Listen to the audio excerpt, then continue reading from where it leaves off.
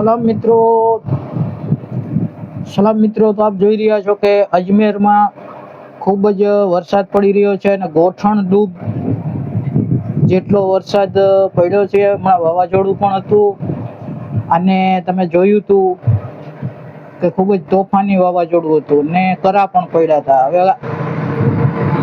કાલે રાતે 1 વાગ્યાની આસપાસ, 1:45 વાગે ખૂબ જ જોરદાર વરસાદ પડ્યો હતો. હવે આપણે આગલા જોઈએ તો મિત્રો, જે દિલ્હીમાં બનાવ બન્યો, 21 મોત થયા હોટલમાં આગ લાગવાથી, તો જે એનો મકાન માલિક છે એને પૂછવામાં આવ્યું કે ભાઈ આ શું છે, તો એ હોટલના મકાન માલિકે એમ કીધું કે ભાઈ દિલ્હીમાં તો બધું બરાબર જ ચાલે છે.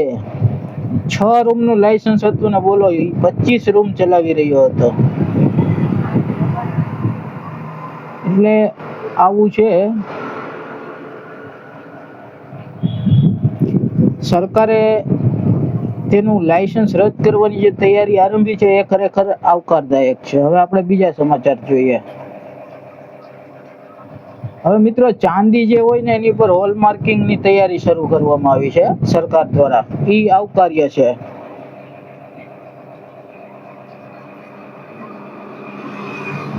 એનું કારણ છે કે જે ચાંદીઓ હોય એ બિલ વગરની પણ આવતી હોય છે અને લોકો એમને એમ સટ્ટો કરતા હોય છે, અને સટ્ટાના કારણે લોકો ઘણી વખત આપઘાત પણ કરી લેતા હોય છે હાર જીતમાં. અને ચાંદી ચોરાઈ જતી હોય તો એ પણ માર્કેટમાં એમને એમ વેચાતી હોય છે. તો હોલમાર્ક હોય સોનાની જેમ, તો ચાંદીની માલિકી પણ ખબર પડે અને જે બેનામી રૂપિયાનો જે વેપાર થઈ રહ્યો છે એ પણ પકડાઈ શકે. જોકે એ માટે હજી ખરેખરું તંત્ર તો ગોઠવાતા ખૂબ જ વાર લાગશે, કેમ કે સોના અને ચાંદીનો જે કંઈ પણ ધંધો જેને કહીને આપણે, તો એમાં ઘણા બધા છીંડાઓ છે. અને એનો એક પર્દાફાશ એક યુટ્યુબ ઉપર પોડકાસ્ટ ચેનલમાં ખૂબ જ જાણીતા એવા જૂના પેઢીના જે કહી શકાય ને એવા પત્રકારે એક આરટીઆઈ એક્ટિવિસ્ટને બોલાવી અને એમાં કર્યો હતો. હવે આપણે આજે પર્યાવરણ દિવસ છે તો એમાં દિવ્ય ભાસ્કરે શું લખ્યો છે હદીસ. આ દિવ્ય ભાસ્કરે લખી છે કે જો કયામત આવી જાય અને તમારા હાથમાં છોડ હોય તો એને રોપી દો, એવું ઇસ્લામ કહે છે.